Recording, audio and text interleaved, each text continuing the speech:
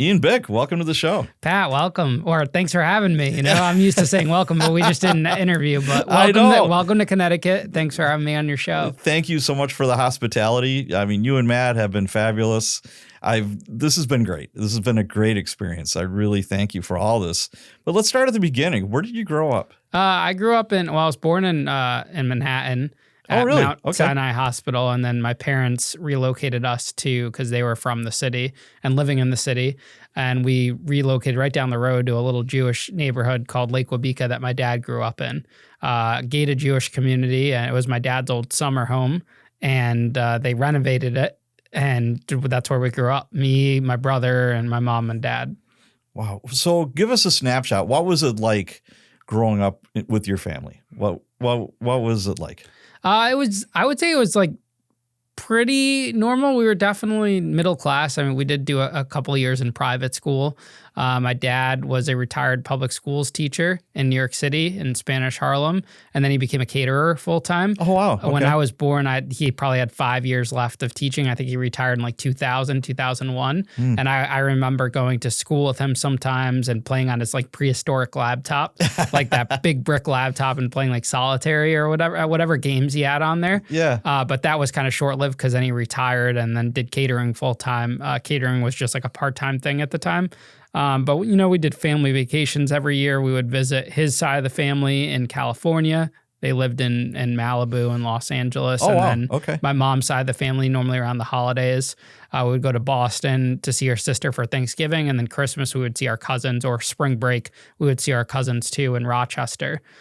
Because my dad's side of the family, the cousins on that side were a lot older. So the closest in age was to my mom's side of the family. Now, when you were in high school, how would you describe yourself? Were you a jock? Were you like a nerd? Or? I was definitely very nerdy. Okay. Yeah, I was very nerdy. I was chubby, kind of like overweight. I thinned down a little bit in high school, but my weight fluctuated. Before high school, I was very chubby and nerdy, and always tried to fit in. Like I went through a skater phase where I had like the bleached blonde hair and I looked like a little chipmunk. Or the preppy phase wearing like Hollister or Abercrombie or whatever. Always just kind of trying to fit in. I did theater all 4 years of high school. Oh, okay. I did sports before high school, like the soccer leagues and stuff, not school related, just like the ones that you pay for, like the DEO leagues. Okay. I did that. I did soccer, and then I tried to get into like swimming because I grew up on a lake, so I was a good swimmer, but I never actually did like an actual sports team, and theater kind of conflicts with that because theater runs all year round basically, so you kind of miss out on the sports seasons. But theater was my passion. I did that. I did the musicals every year because I went to theater camp growing up. I was always just like, I don't know. I always felt like I was different, like being the center stage, like being center of attention. And that's just who I was. Were you a good singer? No, not a good singer. I did voice lessons and stuff. Okay. I'm not really a good dancer, but I just enjoyed theater and it was fun. And I was always in like the lead ensemble group. So I always had like a couple lines, and it was a good experience. What was your favorite play that you were in? So we did Annie Get Your Gun my first year, Urinetown my sophomore year, Hairspray my third year, and Footloose my fourth year. Oh, Footloose was definitely probably my favorite. That was the most exciting one. Annie Get Your Gun's kind of boring. Urinetown was interesting and exciting. But yeah, I'd say Hairspray was good too. They were all good. They were all fun. It's different, and kind of seeing that production come together, just kind of like in in the music business or even the podcast business, seeing that go from beginning to end. It's interesting. So you're definitely not shy behind the camera. No, I mean, getting interviewed like this, I mean, you could tell, you're very relaxed. Yeah, I think now, I mean, it depends if, even in front of like celebrities, you kind of get a little, anxious. Yes. Sometimes, but overall average, people that come in, I'm very comfortable. They're the ones that are normally shy around me, and I have to kind of disarm them. But this, like now I could just sit down and talk to people, and even like with bigger names, I'm fine with now too. So you're in high school, you're doing musicals, et cetera.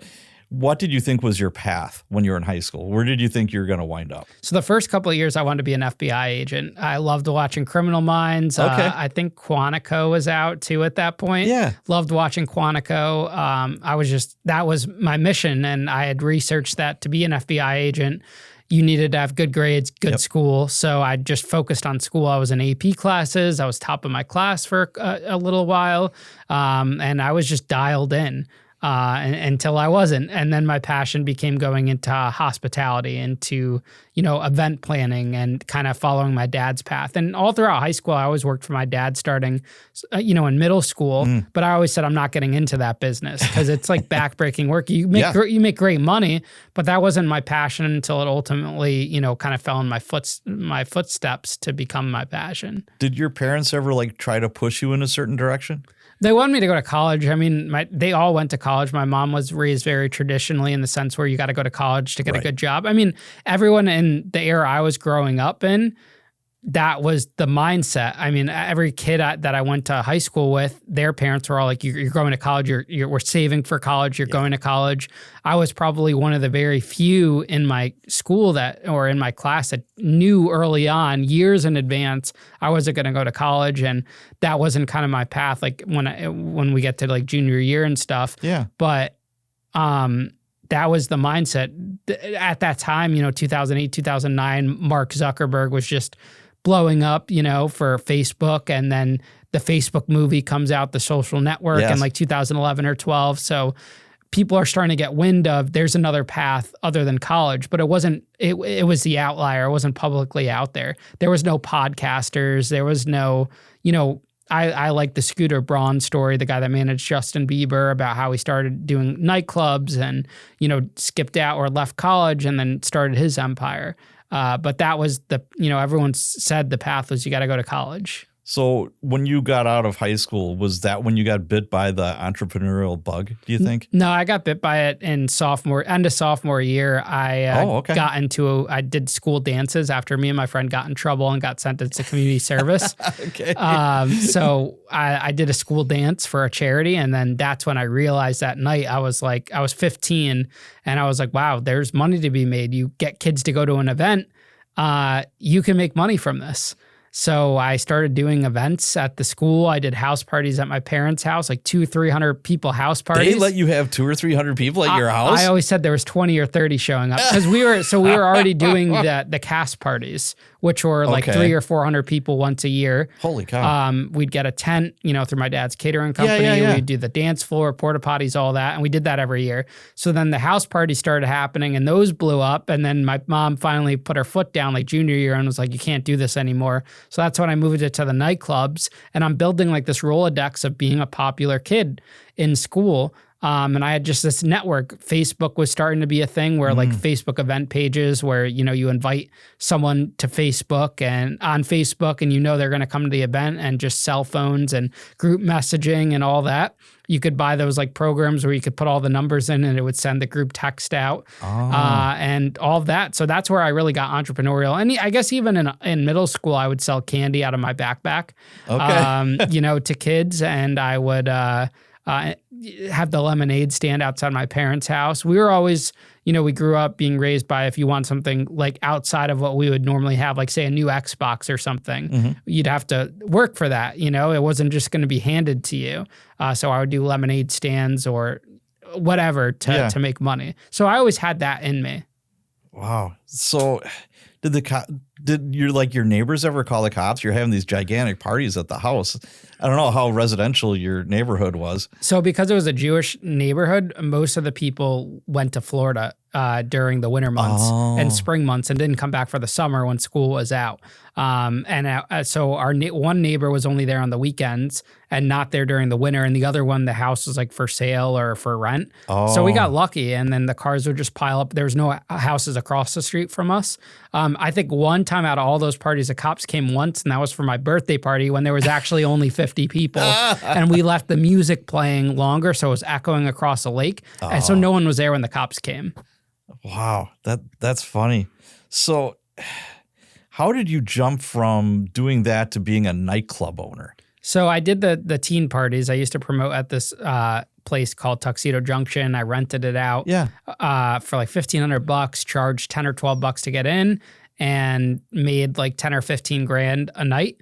once a month doing that. We called it like the Halloween rave, the Christmas rave. This is in 2011. I'm, 15, 16 years old. So how many kids are going to attend something like that? And what are the ages? Anywhere from 1,000 to I think the most we had was like 1,500 or 2,000 That's kids. huge. Yeah, Okay. it was a club called Tuxedo Junction. It was this thing called Teen Nights, and it would be anywhere from 14 to 18-year-olds. It was high school crowd, no liquor. They'd box up the liquor.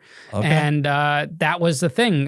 There wasn't much to do in Danbury other than go to the mall or go to the movies or go to DJ skate night. So this was something different. And kids got tired of going to school dances where the teachers would, be monitoring you for, grinding on someone dancing or Right. drinking liquor or anything like that. So, that's what the thing was to do. It was cool. Nowadays, kids don't have that at all. No. It's so much different. I mean, I look at what the kids are doing now, and it's just different. No one's throwing house parties. It's not like what it used to be. So that happened, and that's what gave me the idea, and that's how I started this business called This Is Where It's At Productions. So you're having like 1,000, 1,500 kids that are 14 to 18. And obviously, they're drinking beforehand, or there might be some shenanigans going on like, during. And I don't know about drug use, but did you have any like major like crazy things happen that you had to like squash, or is like, oh shit? So at that time, I wasn't the owner of the club, so I didn't deal with it directly, but you would see the cops and the ambulances come. You'd always see like someone drop off in a minivan, a bunch of kids who are wearing sweatpants or whatever, clearly coming from like they told their mom or whatever, saying they were going somewhere that they, that they really weren't. Right. And then they would change out of their clothes, put it in the backpacks, leave it that's on the funny. side into like these, rave underwear, thongs, whatever, Yeah. rave attire. Then these kids would pregame. We never sold alcohol during the teen nights. But kids would pregame and, they drink outside. And then by the time they make it in, they're puking and stuff. So the cops would get called. The kid goes in the ambulance. They got to call their parent and whatever. Yeah. Oh, it was bad. Some crazy stories. But I wasn't the owner at the time. So you didn't get in trouble for any of that? No. So I did that for a couple of years, and then I moved to the big leagues. At that point, I decided I was going to go to college. I went to Johnson, Wales for a weekend in Florida to look at their program and realized it wasn't a fit. I was already working in the hospitality field. I had a corporate job in Danbury at this conference and banquet center I was working at. Yeah. And then I decided to leave high school a semester early. And then I started my business officially, got an LLC, and started into the concert business. So you were a concert promoter. Yeah, I started as a concert promoter. Before I ever owned a club, I was just a promoter. And how old were you? I 17 really when I did my first big events. Yeah. Were you getting like big names? Yeah, so my very first event was with Asher Roth. He did the song I Love College. Okay. And he was signed to Scooter Braun. And then Big Sean was our second big one. And then a couple other like DJs and whatnot. But when I was 17, I booked all those shows. So I'm thinking what, like house music, trance music? Yeah, we had that. We had hip hop, lower names for hip hop. But that was my first foray into the music industry. Wow. I mean, because correct me if I'm wrong, because I don't know that much about it. It's a lot of like connections, right? Like who you know and all that. How do you it's just do like that? podcasting business. You're right. Well, I guess it's a lot of it's luck. Like we met people that knew people, but that was also the downfall too, because you're dealing with middlemen who are dealing with middlemen to the people, so prices are higher. Okay. Things aren't going to according to plan. We didn't know what we were doing, So that's why like I stay away in the business I'm in now from going through three middlemen just to get to the main person. You want to deal directly. Yeah. Did you have any kind of mentor or anything that was kind of like steering you? It was like, okay, you should be doing this. Stay away from that. So I kind of had a mentor with like the club, with the nightclub, like with when I was a promoter and whatnot that owned it, who I eventually like took over the club from. But I was, I had a big ego and I wanted to do it my way and kind of carve my own path. I could have avoided my whole situation if I actually asked for help and got involved with the right people. But I wanted to carve my own direction. And was there anyone at the time that could have helped me at that age? Maybe not, Yeah, that's true. I had to figure it out on my own. And unfortunately I learned the hard way, but it was a great lesson. Wow. So how old were you when you actually bought a nightclub? So in 2018, I was 18 years old, or not 2018, 2013, I was 18, and the club I used to promote at went out of business. So I technically didn't buy it. Oh, okay. All I did was take over the lease from the landlord.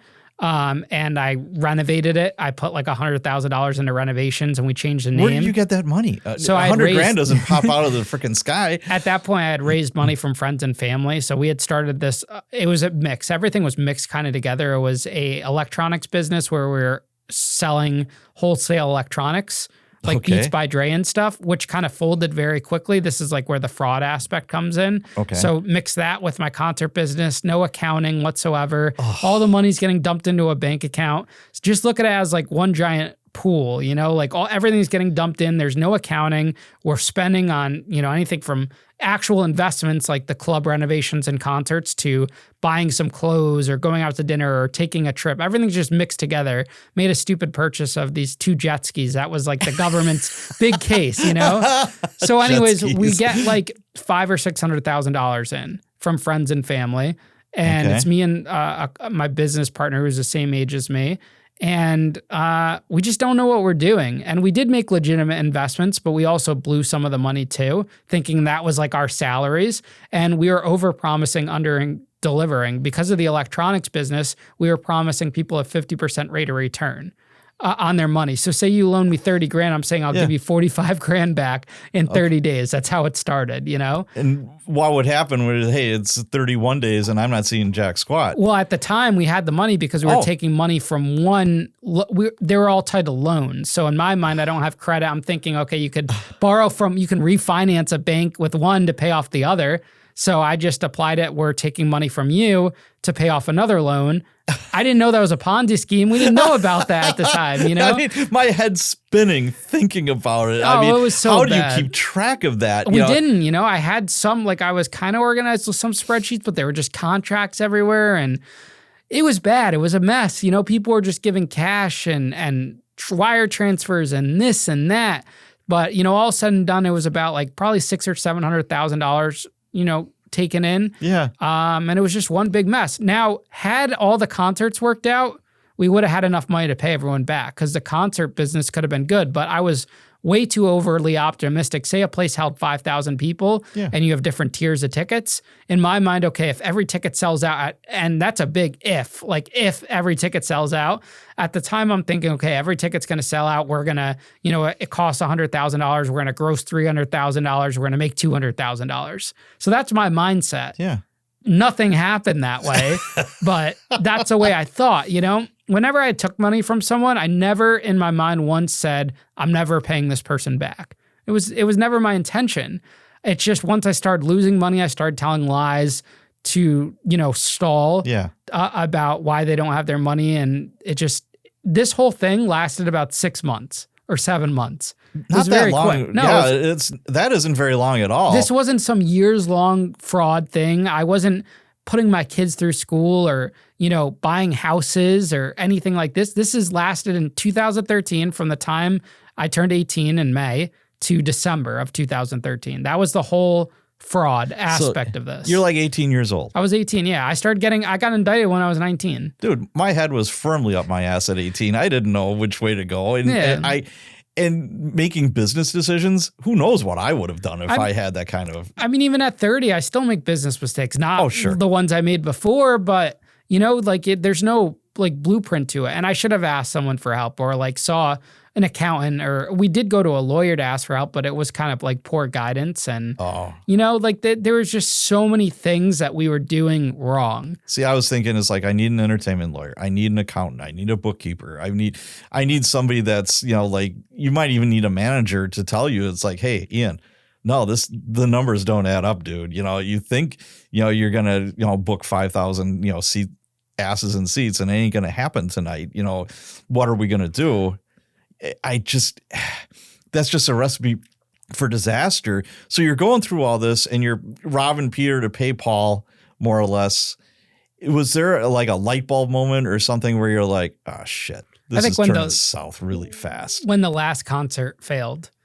Which one was it? That was we had the biggest one. So every time a concert failed, they were kind of smaller shows. So I was like, okay, if this one failed, I'll make up for it the next one. Because we had booked 8 or 10 shows all in a row in advance. But when the last one, it was with Tyga, We had the whole show was like $120,000, and all I got back, I was supposed to gross like 300,000. Yeah. Instead, I got a check back for 17 grand out of my 120 grand investment. 17? How did that happen? Lack of ticket sales, bus trips got canceled from other schools. We didn't know what we were doing. We were doing massive productions that like Live Nation does as 18-year-olds or college kids, because we had other partners that were in college. I had issues anywhere from money I gave to a promoter to put on the show that I still have not seen to this day, to artists not showing up, to snowstorms getting canceled, you know? Like in the end, I was the one that borrowed the money, so all the heat went on me. But there was so many people involved that, you know, got a slap on the wrist or weren't even gone after, you know? Yeah, it's like an octopus. All those tentacles are sticking out there for all those different, like you said, you know, there's so many people that are involved in this. It was just so much, you know, so many partners, so many associates. It was a big mess. So you're in this like nightclub life, you know, concert promoter. I could see if I was 18, it would go straight to my head. I would think I'm king shit. You know, was there any negatives like from like the nightclub life, like lifestyle, anything like that? Well, I met like shady figures that I would borrow money from and well, like loan sharks or? Yeah, kind of like bikers that were essentially loan sharking me money, you know? What, at 50% interest? Or? Yeah, well, it was the same thing I was promising normal people. So it wasn't, I didn't look at it as a loan shark. I knew what a loan shark was at the time, but I didn't look at it as that because that was the same deal I was promising other investors, you know? The only difference was they were giving me cash that was from drugs rather than, you know? But those were the situations that I met through the club.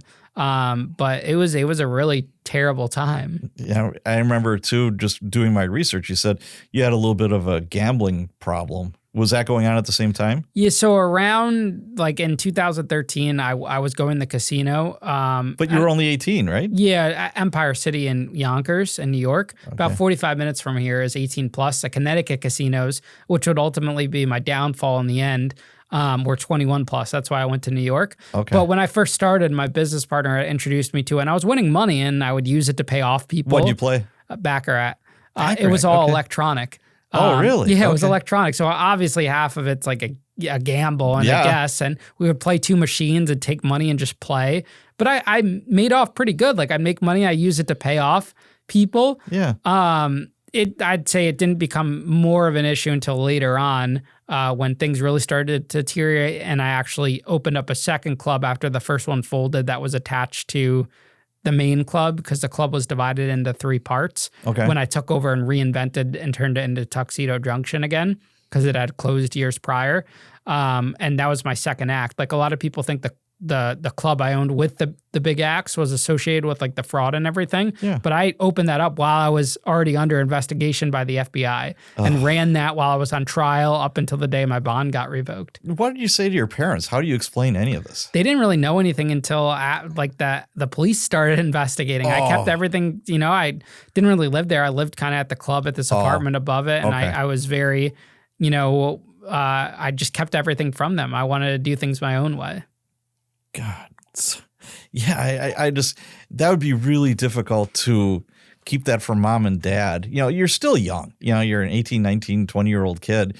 You know, mom and dad are still a pretty big part of your life. Yeah. So I was years beyond my age, but definitely not wise.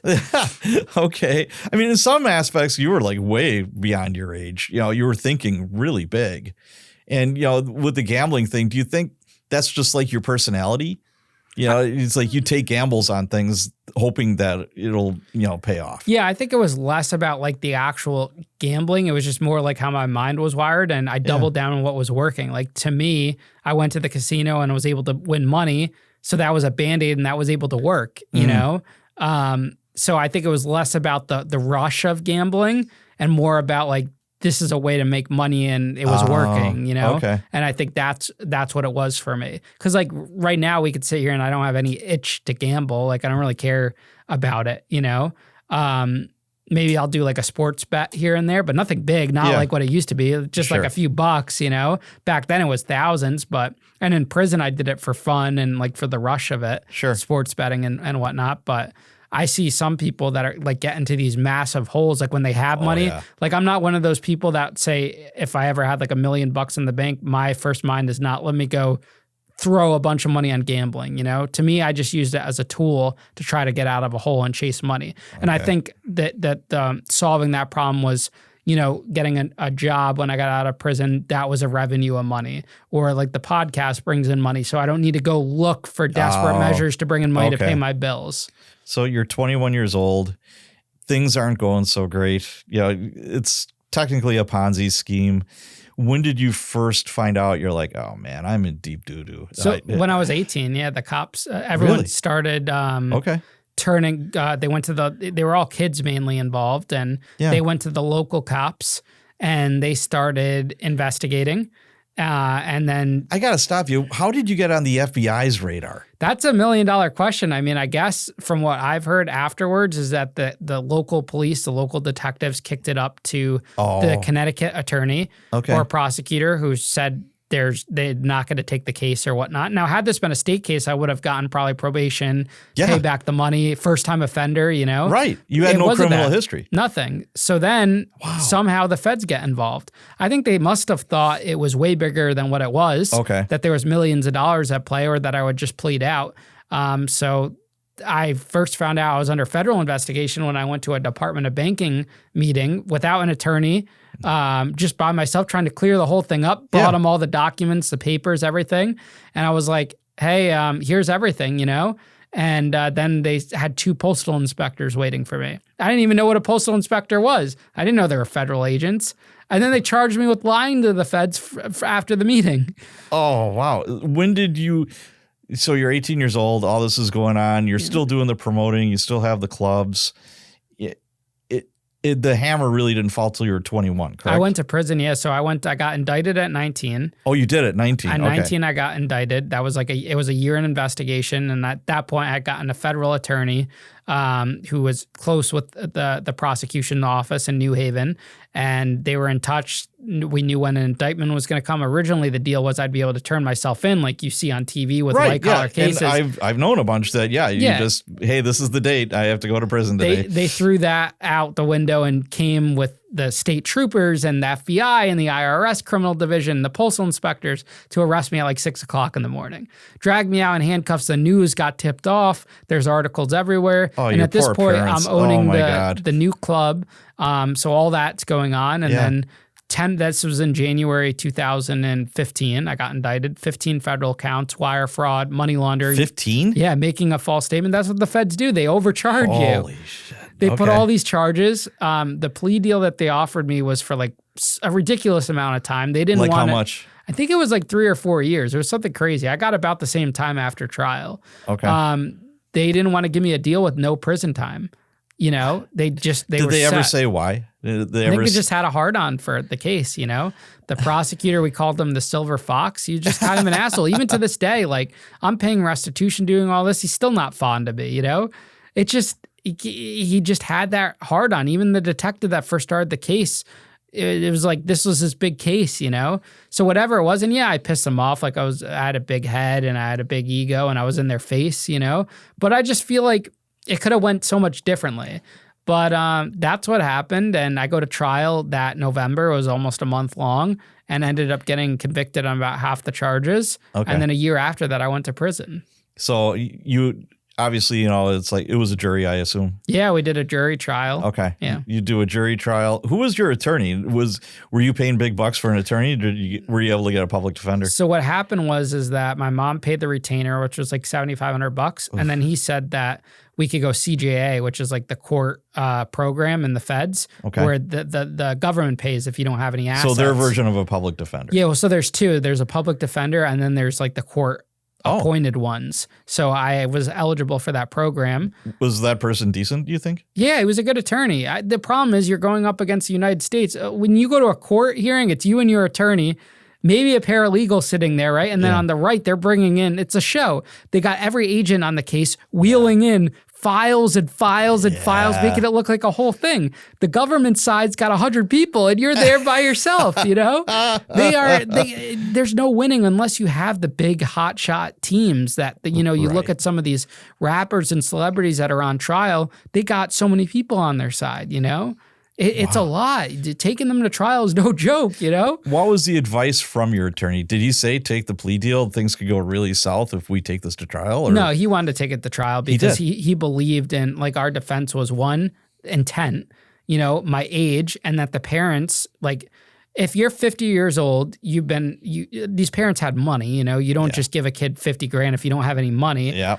You're in real estate, you're investing, you've been around the block. Why are you giving an 18-year-old kid $50,000 at a 50% interest rate? Yeah, that's true. Like, knowing what I'm only 30 now. And if someone came to me, I mean, people come to me with ridiculous deals all the time, concerts, this and that, right? I know not to do that based on my experience, you know? So how did these other people know not to do that?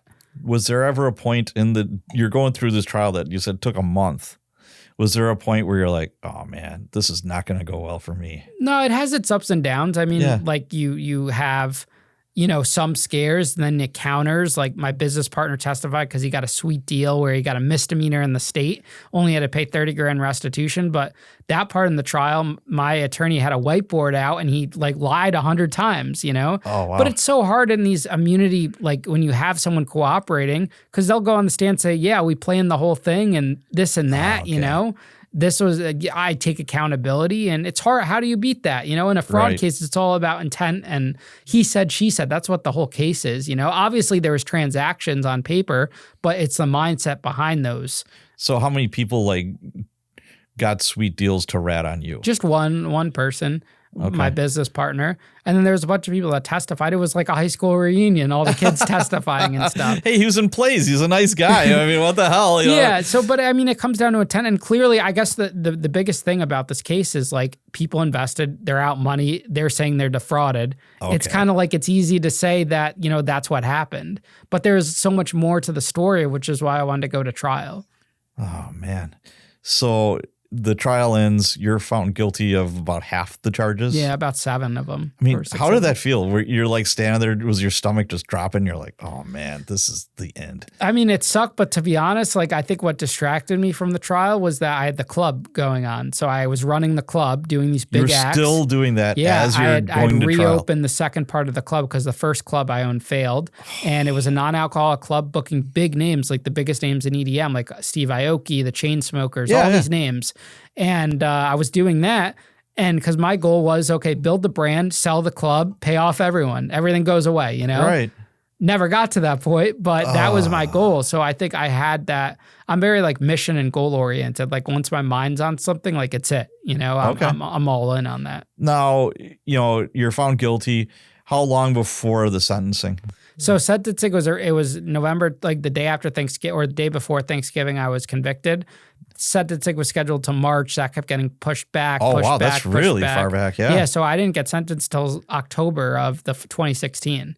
Holy cow. And I got my bond revoked a few weeks before sentencing. Why? Because I was going out of state to gamble to pay for things at the club. How did they find out though? The guys I was working with saw an opening like, oh, Ian's probably going to prison. So let me expedite this, and they told the prosecutors, who told the FBI who investigated, and the judge was Why would they bone pissed. you like that? Why would they do that? That's how people get greedy. You know, I didn't do anything wrong to them. I didn't owe them money. You know, they just saw an opening. They got greedy. Wow. Yep. So they turned me in, and I got my bond revoked. So you get your bond revoked, then you go to sentencing. And what was it? It was a little under 3 years, right? Yeah. So my guidelines were like 9 to 12 years. The government asked for 7 to 8. We asked for 0, like just house arrest probation. Right. So the judge met in the middle, 3 years, and then 1 year home confinement as a part of the 3-year supervised release. Oh, you had a home confinement right after prison? Yeah, a year during the 3-year supervised release. Well, like an ankle bracelet? Yeah. It was crazy. With geographic restrictions? No, just it was the radar detection one, like the transmitter one, frequency. It wasn't like the actual GPS one that you have to charge. So this one just showed when I was in the house and when I was gone. I had to make a schedule, the hours between like say 7 a.m. and 11 p.m. unless I was working and stuff. Okay. So when that was going on, did you have a PO that would be like? Yeah, I had a supervised release officer, but luckily halfway through that was COVID. COVID hit. So they never came around, you know? Okay. Even on supervised release, like I started when I worked for Whole Foods when I got out of prison. I got transferred to New York. Like I had a job opportunity. Yeah. And the New York probation declined to supervise me because they were like, he has 6 months left. So I was kind of like in limbo. Oh. COVID changed everything about Sure. probation, supervised release, you know? I can only But imagine. I never got violated. I got lucky because I was opening credit cards. Not like anything fraudulent. It was Yeah. just I wanted to build my credit. But you need permission to open credit card accounts. Oh, you do? Yeah. Oh, I did not know that. Yeah. So you were on parole, I guess? Supervised release. There's no more parole in the feds. So for how long? Like a year? 3 years. They made me do the full 3 3 years because years. I owed restitution, so they wouldn't let me off early. So 3 years in prison, then 3 years supervision. Yeah, they got me so it was about 27 months in prison. Total, you don't do the full 3. Okay. Like with halfway house time. I got out. So I went to prison October 2016, got out in January 2019 at the end, went to a halfway house and I was on like home confinement through that Yeah. and halfway house till May 2019, maxed out of the federal time in May, and then went on supervised release from May 2019 to May 2022.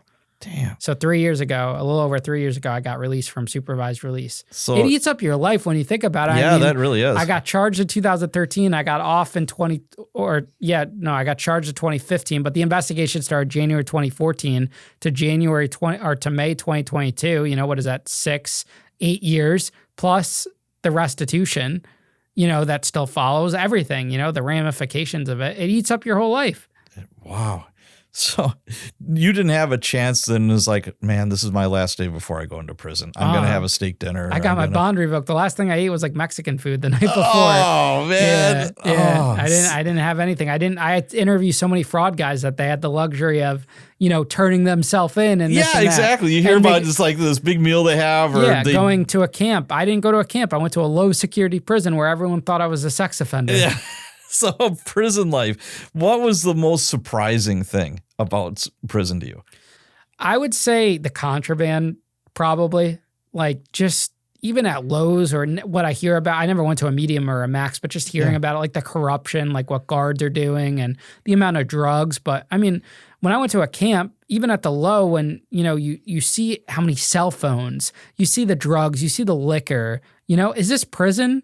You know, like, what are you doing? The only thing you're taking away from them is being able to physically be with their families. Yes. But they're doing everything else, you know? Wow. So It's not really, there's no programs. It's not rehabilitating, you know? what was your first prison that you went to? I went to after the detention centers, like where they hold you and stuff, I went to Fort Dix in New Jersey. So Low security federal prison. So low security federal prison. It was like dormitories. Like It was what an did it old- look like? Give us a snapshot. Old army barracks converted into a prison. So there was like individual units or buildings that were like, they're 12-man rooms with 6 bunk beds, no locks on the doors, but the whole building's locked, but there's 3 floors, you know, like a pool table, TV rooms on the bottom, a microwave room. Then on the other 2 floors are bedrooms.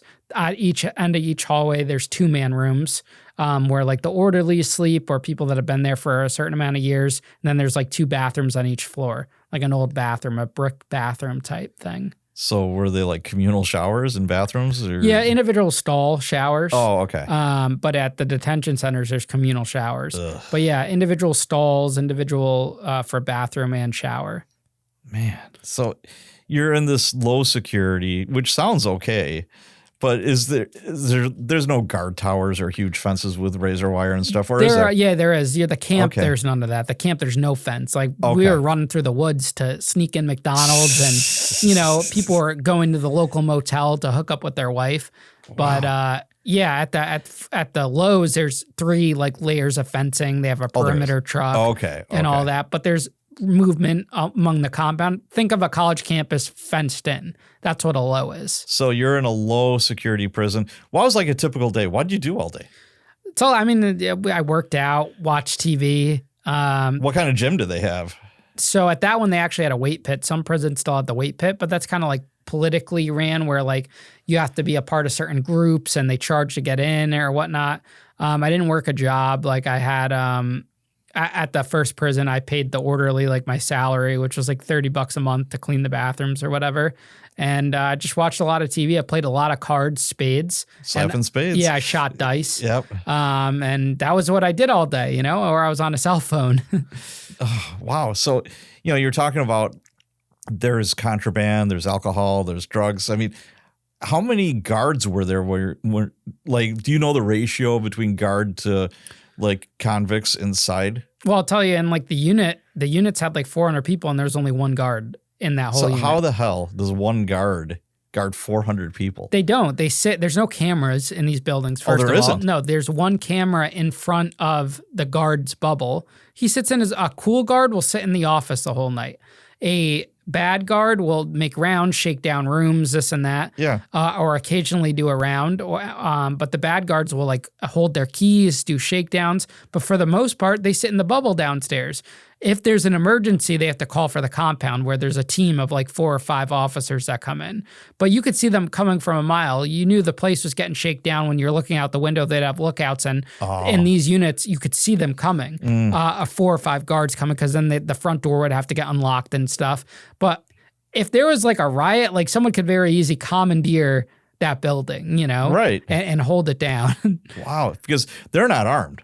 I think they have maybe mace, you know, or maybe just a sergeant has mace. Yeah, I think that just a sergeant. Yeah, has pepper spray or mace. But yeah, all they have is handcuffs on them, and that's it. Did they have like the pepper spray, like, you know how there's, like, in case of a fire, there's like, you know, the sprinklers? I know some prisons have it with pepper spray or mace. Not that I don't even think there was fire extinguishers up in that. It's an old building, you know, there's no cameras, there's no AC.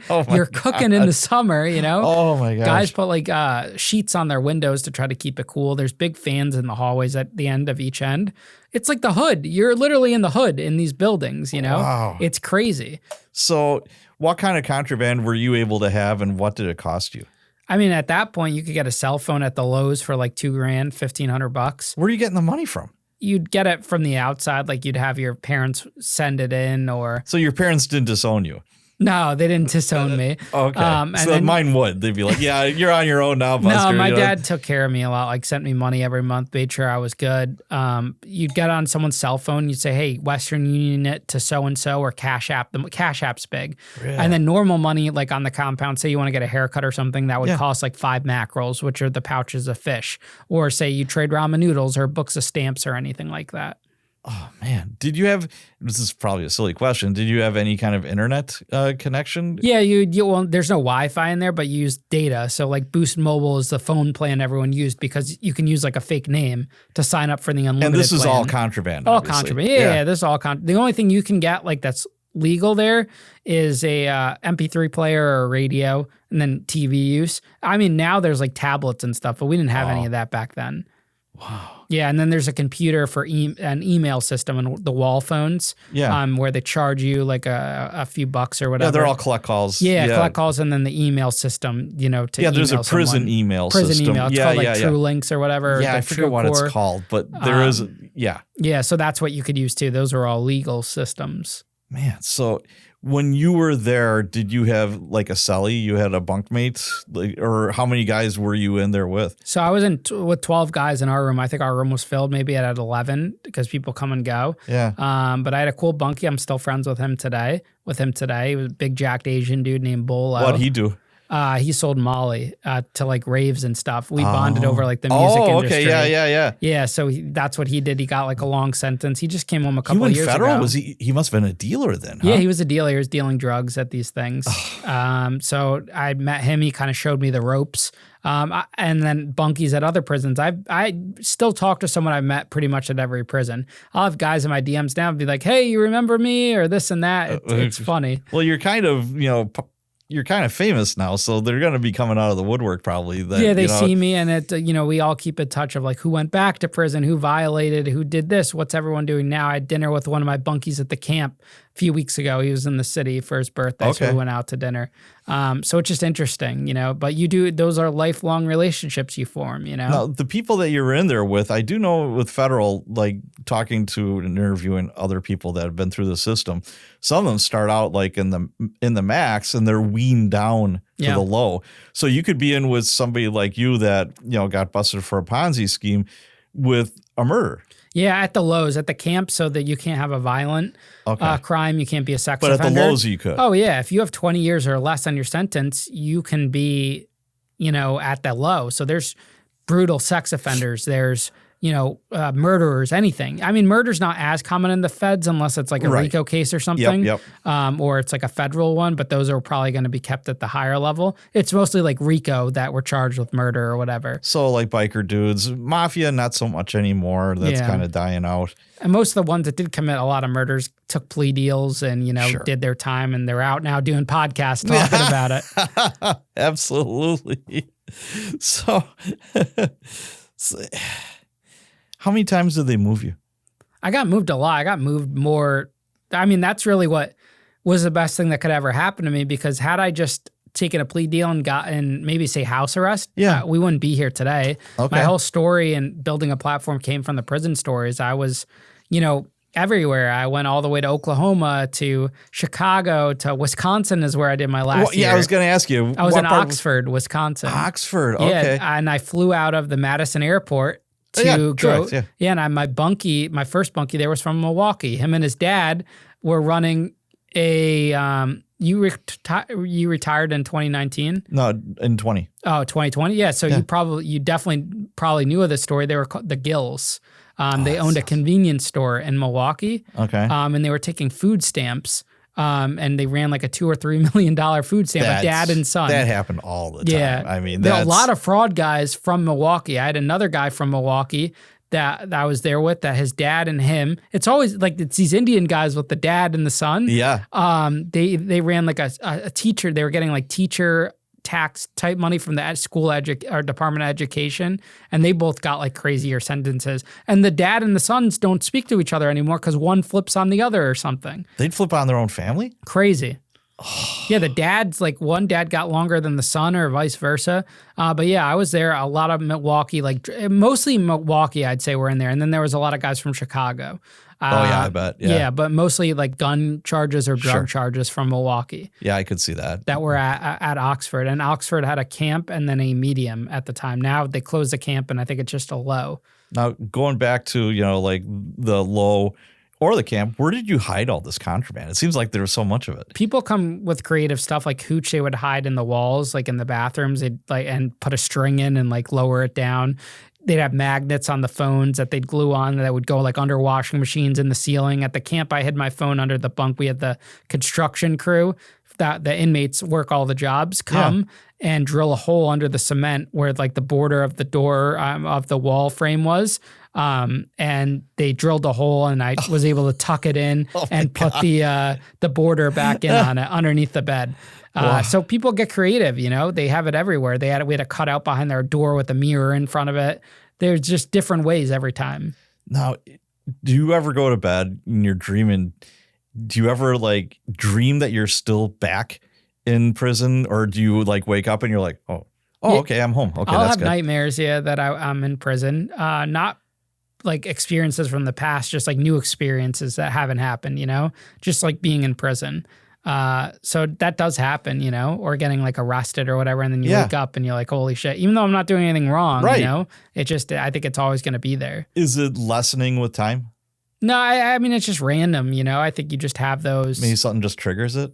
Maybe. I think you just have those thoughts, it's like nerve wracking, or like when you're driving and the cop like turns its lights on and you think, that never goes away, Right. Even if I get pulled over, like I've been pulled over a couple times, like the last couple of years for speeding, and, it's scary, especially because you don't know how they're going to react. I mean, I think now it's probably less scarier now because I have a platform.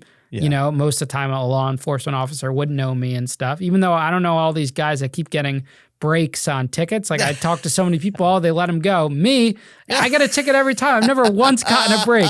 Every single time I get a ticket, I was we were driving in LA to go to the Hells Angels, President George Christie. Yeah, I interviewed him. Yeah. Oh, great. We got pulled over out there on the way to go see him. George texted me. He's like, oh, you should have just said you were going to see me. Yeah, absolutely. But the guy was like kind of like a dick, and he gave us like a... Was he a chip? Was he California Highway Patrol? Yeah, and we didn't know which side to turn over on because there's the left and the right shoulder in California. Oh, okay. So we didn't know where to turn over. So we're like, keep turning to the right onto the shoulder. Yeah. And the guy keeps honking at us. He drove us all the way to the next exit. And we're like, hey, did we do anything wrong? He's like, no, it all depends on the cop. But we drove, like he didn't want us to go on the shoulder. And they have big shoulders. But yeah, it's like, it's nerve wracking. You don't know what's going to happen. God, yeah, Highway Patrol does not mess around. They take that very, very seriously. It was like a $300 ticket, and then it's more if you want to get out, like then do like the class. Did they make you pay right away? It was like 40 days, I think. Oh, okay. Because not too long ago, if you were out of state, you'd have to pay right away because they're afraid you would just skip. Like right then and there? Yes. Yeah, You know, I just didn't you want would my be insurance to go up. Kind of like arrested, where they would drive you, they'd follow you, or you would have to follow them to a station, and you'd have to like put up that money. I mean, you could still contest it, and then if you were found not guilty, you'd get the money back. I was in a rental though too, so they would have charged the rental company probably, I didn't want to deal with all that. But yeah, I got pulled over there, and I got pulled over in this town in Richfield like a year ago, and not even a break. It's crazy every time. So the population inside of the low and the camp, was it segregated by race? Like you see, like, you know, most jails and prisons, you know, it's like the white guys are in one spot, the black guys are in, and they have their own like little world. In the lows and the camps, it's more about like your state, like where you're from. They call it a car, like the people you ride with. So it goes by state, like so like the New Yorkers or like the East Coast or like the New England crew or New Jersey. The Mexicans kind of all stick together, I've seen. But for the most part, like if you're from New York and you're black or you're white, you'll ride together. So what about gangs? I mean, like, you know, in higher security prisons, yeah, you know, in state prisons, gangs. you know, there's, you know, like the Aryan Brotherhood, there's, you know, this, that, and the other thing. How about where you were at? No, you'd have like Bloods and Crips, but they'd ride based on their car, you know, like if they were New York or New Jersey or DC or whatnot, but they wouldn't be like, oh, this is the Crip table, you know? So I remember something about was it your first meal where you were like, you know, you sat at the wrong table? Yeah, I didn't know what paperwork was at all. So when I go and I sat down, they all are looking at me like I have 3 heads. And they said, this is a good paperwork table. And I had no idea what that meant. No one explained it to me. And they forced me to go sit with the sex offenders because I was young and white and I was there for fraud. And you were wearing Harry Potter glasses. And I was wearing Harry Potter glasses, yeah. And all the sex offenders, unfortunately, that's how they are in prison. You know, they lie and they say they're there for fraud. I think the biggest thing working against me was that I said I was there for fraud. Being my age, there's really no one there for fraud at that age. Okay, that makes sense. There's just no one that young. Yeah. Wow. So were you ever physically assaulted? I was like slapped around a couple times by some inmates that were like trying to extort me for money, or they were jealous that I had a cell phone or this and that. Never like punched or anything. But then I had a guard at the kitchen in Oxford that tried to come on to me. We always said, because people would call me McLovin in prison. So we McLovin, I love it. Or some guards would call me Squints from the Sandlot. And they would say, you know, like McLovin got his buns taken because I was working in the bakery. And this guy starts trying to rub up on me, rub my elbow, rub my butt. This is a guard? This is a male guard, yeah. Yeah, he was definitely into some weird shit because I was the youngest looking one at the camp and he's coming up on me and... It's crazy. Yeah, because he cornered you like in a cooler, right? Yeah, he cornered me in the freezer the second time. This happened a couple of times. And that's when we reported him and they removed me from the compound. So did he get any kind of discipline? No, so they removed him from the compound and moved him to the medium, and then I guess they let him back on when I left. And then I had another guard reach out to me that I never met when I started the podcast and told the story. Yeah. And he DM'd me and was like, hey, was it Officer so-and-so? And I said, yeah. And he's like, yeah, that guy was a creep. He's been accused of that before. We don't know where he is. So maybe he got pushed out. I don't know. You know, it's the job. You know, it's hard to find qualified police officers now to do the job. It's even tougher to find correction officers because they don't get paid the same. They get paid lower amounts. And, you know, some of them are about that close to being criminals themselves. Yeah, I mean, some of the federal ones are getting a pretty penny. Oh, were they? I think the starting pay was like 70, 80 grand, then all the overtime and stuff. Okay. We knew a lot of guards that were making six figures. State they did. Yeah, state's not that good. I mean, I think New York pays well. I talked to Rikers guards. They were paid well. And then you get the pension and everything. But other than that, it's tough. Now, did you ever go into solitary or was there a solitary? I did about 6 months in solitary. Why? What did you do? So the first time I went to solitary was I was caught on camera wrestling. Like I was getting like choked out. They caught the phone in our room, got into the phone, saw a video of me wrestling, getting choked out. And at the time, guys, you're getting choked out. Yeah, right? we were like messing around in our room. They wrapped up our room under investigation. They were like, "Do you want protective custody?"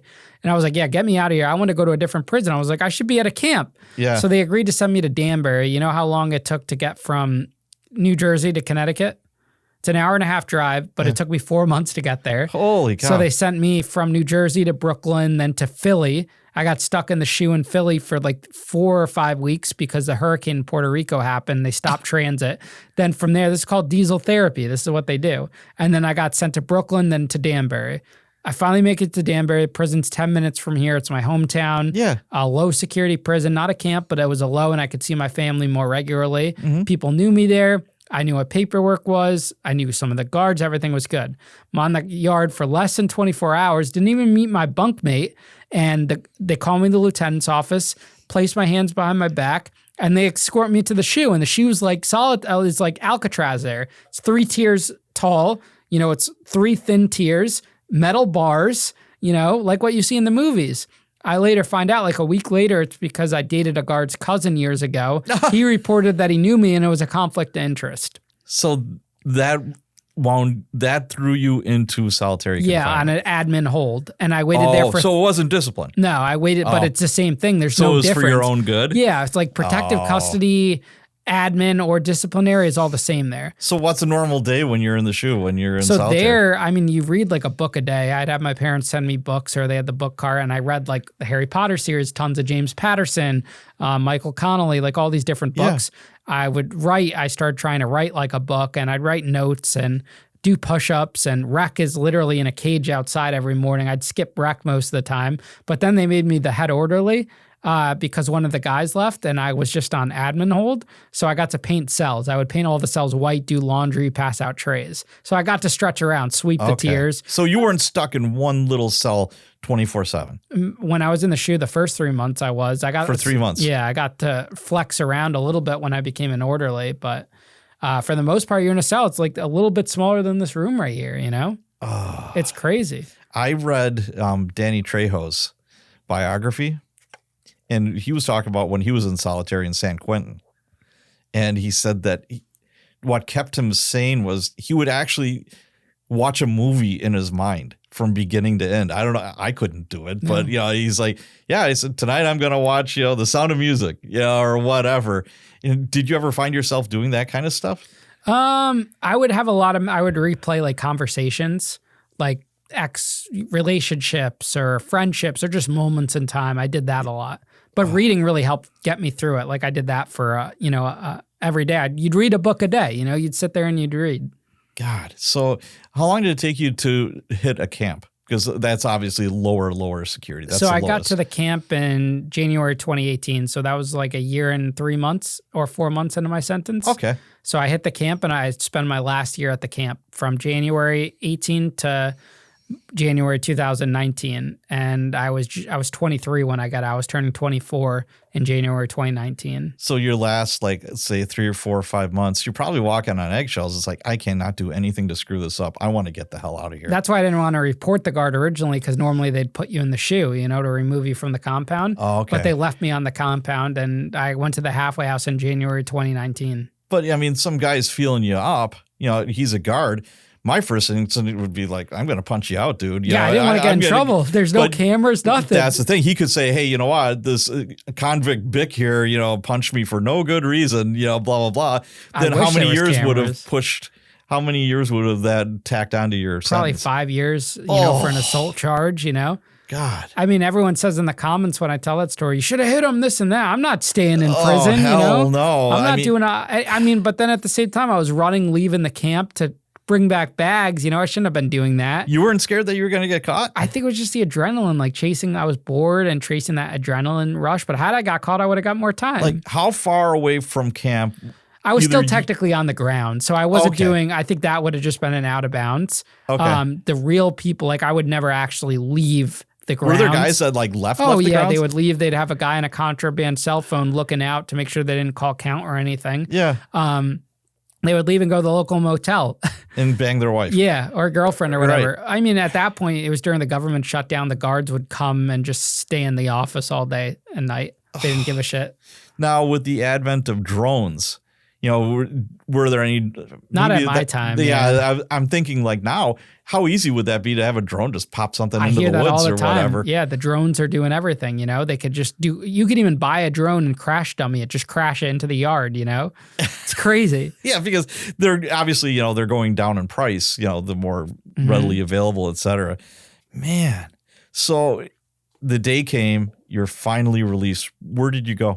So I flew back to Connecticut. The government paid for a flight. Okay. And then I spent a couple hours with my family, and then I went to the halfway house in Waterbury, Connecticut. How close to home was that? Like 40 minutes.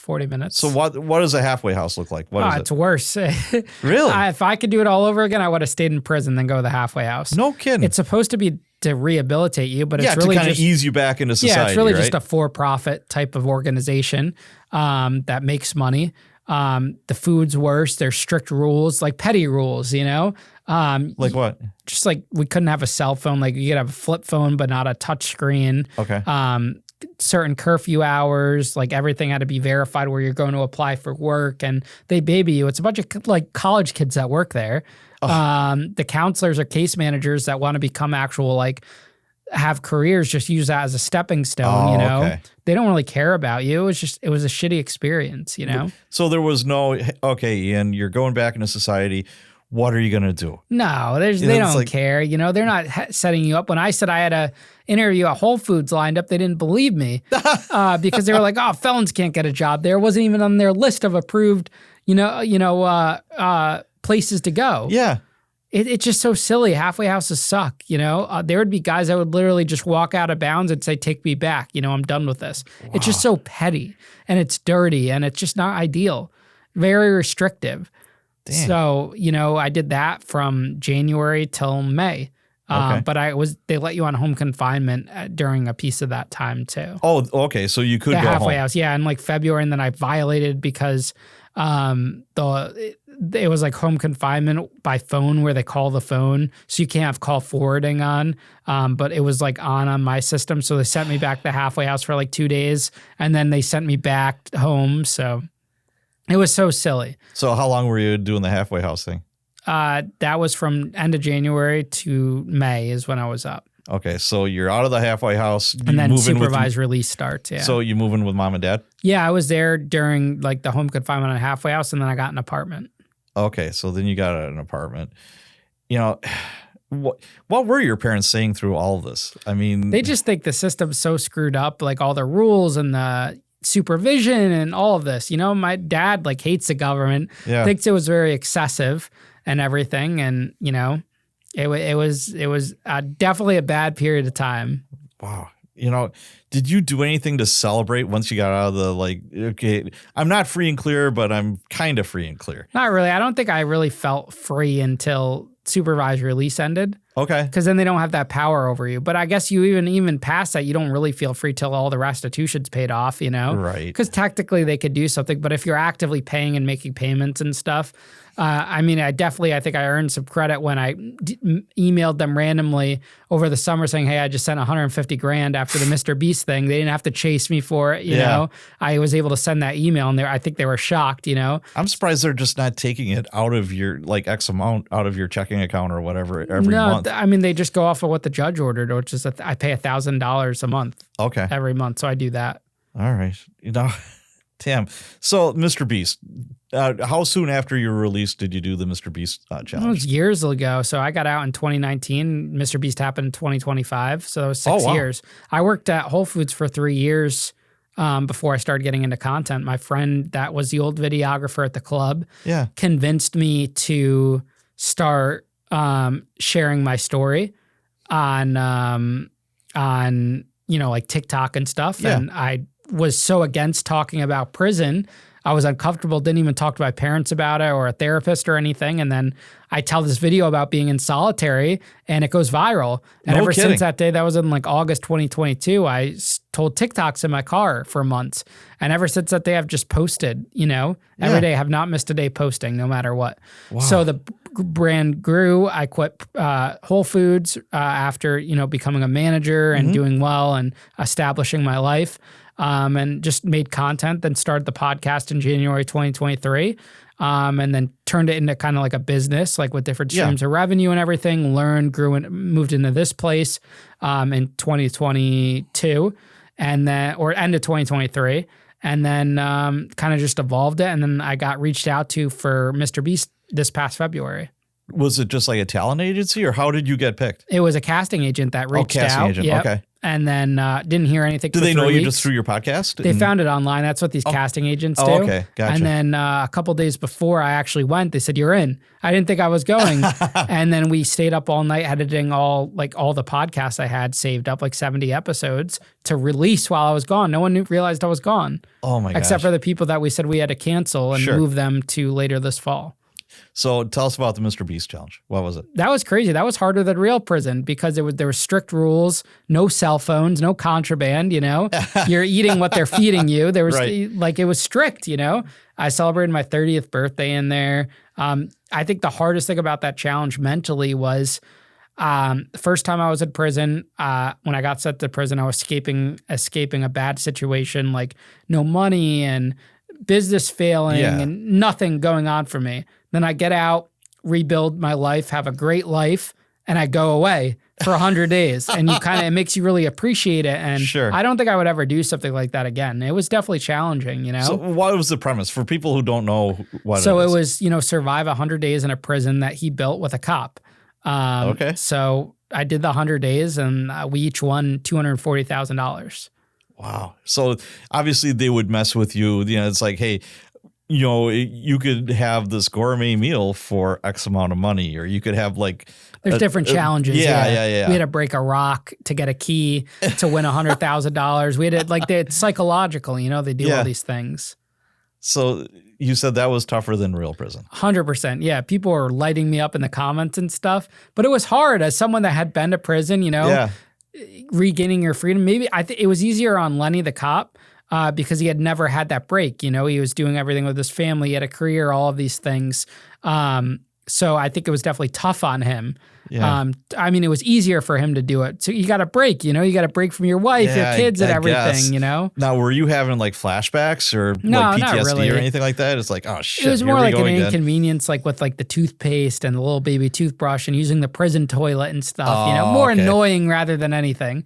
But it was just interesting. So winning the Mr. Beast challenge, did that catapult your podcast and everything else? No, I already had a big platform. I think it helped a little bit, but it's different audiences. I think if anything, it more established myself as a creator in the space, working with the big content creator, biggest one in the world.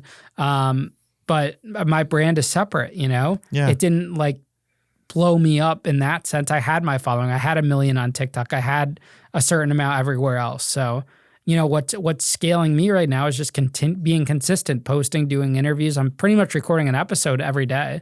Wow, that's a grind. It is a grind. I don't think people realize how much work that is. I do 1 a week, sometimes 2, 3 at the very most. I do 1 every day for the most part, sometimes 2 a day, Wow. And it's just always something going on. Like Tuesday, I go to California, come back for Thursday night. Friday, I leave for Saudi Arabia for a Mr. Beast project again. Oh, really? For a week. For how long? Just a week. Okay, so not 90 days. Yeah, he built that amusement park, so he's having us go out there in Saudi Arabia, and then I come back and then record episodes, and it's nonstop, Wow. People don't see that, but I've been, hanging out at home more and just we're cooking at home a lot and just, relaxing. Yeah. And, so with the podcast, was there a guest or a moment in time that you thought, man, this just totally catapulted me, or was it just a slow burn where you're just building and building and building and building? It's definitely always, a slow burn in podcasting, but there was one guest that really,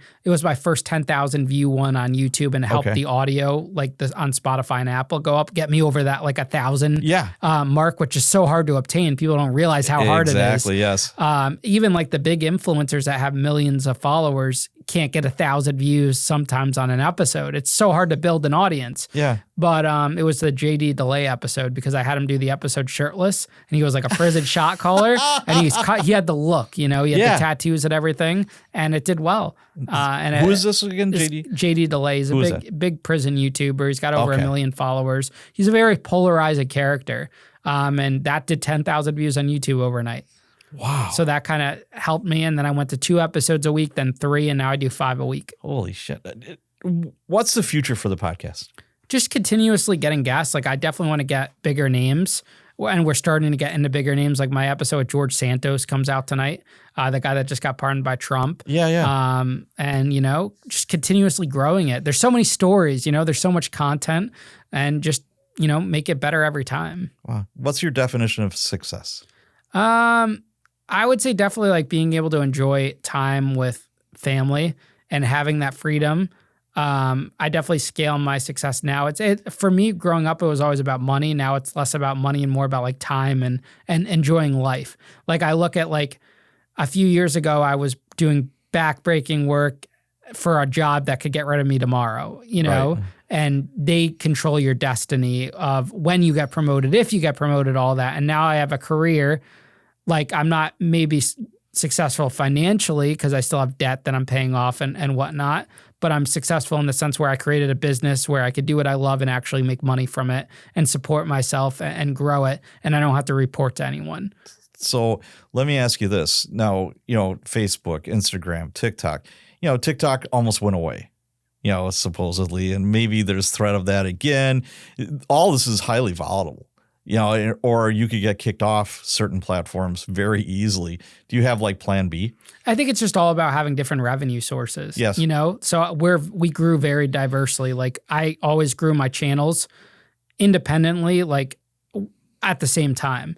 So, there was a point where I lost TikTok revenue for a while. Yeah. And then, we are on other platforms. The biggest thing is hitting it from all angles. We're not just, I think that's a big problem with YouTubers where they're solely dependent on YouTube. Whereas me, I have Spotify, I have Apple, I have host road ads, I have Snapchat, I have TikTok, I have YouTube, I have Facebook, That's super smart. We're just on everything. I look at it like a pie, Well, you can't put all your eggs in one basket. Yeah. So we're so diverse in that sense. That's super smart. Now, with this platform, I would think you'd be the perfect candidate for a book. Yeah, my heart is in the books. Yeah. And of course I said, the title's going to be, I'm Glad I Went to Prison. Yeah. When is that coming out? We're working on it. I have an agent now and stuff. I might get inspired by you to self-publish. Absolutely. So we'll see what happens there. I mean, I've always known that the book is an important piece to the brand, but I'm also glad I waited now because now there's a good ending to the story. If I had done just when I got out of prison, absolutely, it would have there was no what most people do. There was no success aspect, Well, it's a total redemption story, and it's kind of like a Rocky, where it's man, you're flat on your ass. Life ain't so great. You got all this stuff, but you kind of rose through the ashes, and you're a success now. You're doing all the right stuff for all the right reasons, and I think people really like the underdog story. Mm-hmm. So I think you're in a really good place for this. So when they make the movie about your life in the book, what actor, living or dead, would you want playing you? I always thought Miles Teller would be good. I mean, he's getting older now, but I thought he would be good for young Ian. Okay. I thought that would be interesting. But I'm sure kind of like what they did with 13 Reasons Why, it's a cast that's not really known, that they kind of evolve into that. But I could see him playing it. It would be cool. I could see Jeff Goldblum. He's a little old now. I know we have a time machine. I can contort and bend time here, mister. Yeah, or Jonah Hill would have been cool for a young Ian, Yeah. I don't know. It all depends, but it would be interesting. Yeah. Wow. So are you ever tempted? If something came along, an opportunity that is kind of shady, there's a little bit of gray there, and the chances of you getting caught are minuscule. would you ever even consider it? No, I don't do anything shady. I just stay away. I don't invest in anything. I invest in myself. That's what I learned. All the mistakes I made was taking money from investors and, investing it into someone else. I'm just investing into myself. I'm not interested in anything else. Okay. Now, for heavy thinkers, and I think you're a heavy thinker, you're a lot older than your chronological age. I think in maturity and the way you think, I get excited thinking about and being around you because it's exciting. This is really cool stuff, what you're doing. Thank you. And for those people, I always ask this question, the billboard question. I stole this from Tim Ferriss. If you had a billboard that millions of people would see, is there a favorite saying or something that you would want up there for all these people to see?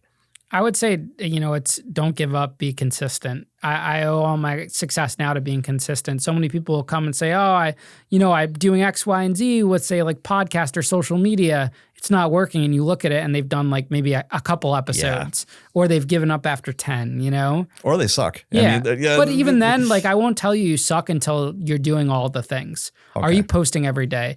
Do you have a thumbnail? So many people don't even use a thumbnail on YouTube, you know? Are you titling it right? Not just putting episode 1, Or do you have a real title?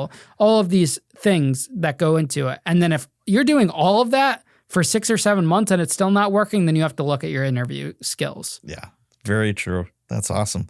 Anything else that I missed that you want to cover? No, just, check us out at, ianbick.com. I was just going to say, where can people find you? It's all at ianbick.com. Yeah, everything's linked there. We have it super streamlined. Well, I can't thank you enough for being on my show, for interviewing me. This has been a great experience. It really has. Cool. I'm glad, man. No, I appreciate you. Whatever we can do to help, and any friend of Steve Murphy's is a friend of ours. Yeah, always the plug for Steve because he is that guy. I think he's really intentional with that. He gets plugged his podcast all the time. That's all right. Game of Crimes.